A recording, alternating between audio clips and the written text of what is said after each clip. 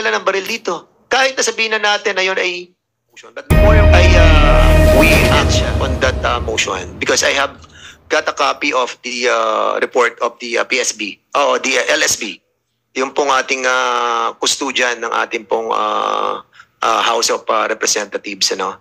And I read that Major Magsalos, that you have brought. Is this true, General Magsalos?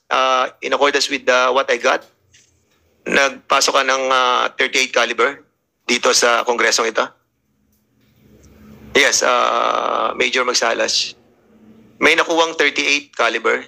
Negative, Mr. Chair. Nung last hearing? Mr. Chair, hindi po ako yun, Mr. Chair. So hindi ikaw yung may dala ng 38 caliber? Wala po, Mr. Chair. So we are inviting our LSB, no, para to find out, no, Yes, Mr. yung Chair. veracity ng report. So sige, you are raising your hand. Mr. Chair, Yes, go ahead. ako po yung yung nagdala ng caliber 38. Bakit may dala ka ng Ebidensya po 'yun na pine-present po sa court kasi under po 'yun eh. you are Desden, right? Yes, Your Honor. Why did you bring a gun in the House of Representatives? Kahit kami mga congressman, hindi kami nakakapagdala ng baril dito.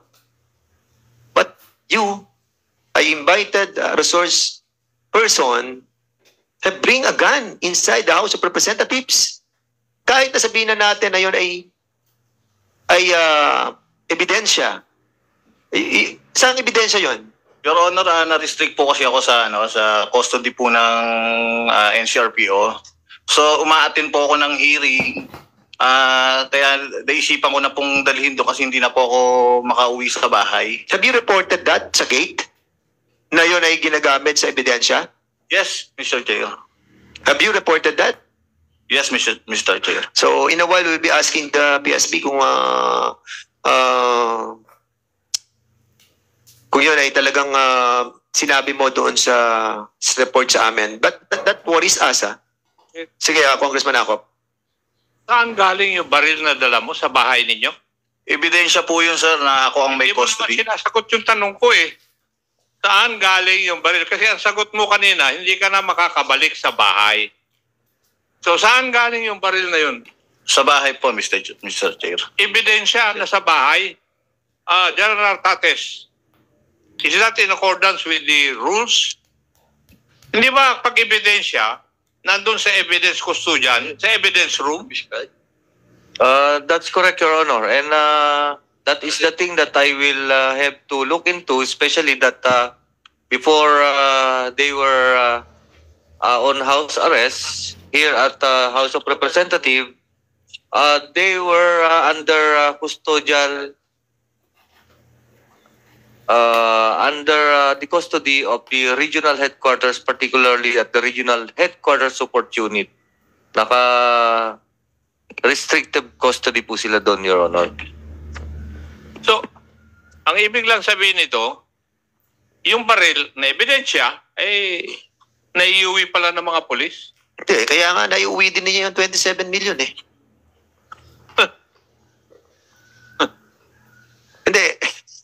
Binabasa ko kasi nag-worry ako, nag-report sa akin yung PSP na sinasabi yung baril na ipasok. Actually, nakalusot sila sa sa entrance. But nung dinadala na sila sa detention, doon nakuha yung 38 caliber. And now, nare-reveal pa na yun ay for evidence purposes. Now, galing sa bahay, dala mo. So, hindi ka ba mag-iisip? Di ba? If I may, Mr. Anyway, antayin lang natin sa PSB. So, you wanted to speak? Sige, Desden. Mr. Chair, nung kailan lang po, last week, LSP. umatin po ako ng hearing, Mr. Chair. Dala ko na po siya nung umatin ako ng hearing. Tama. No, again, I didn't get it. Come again.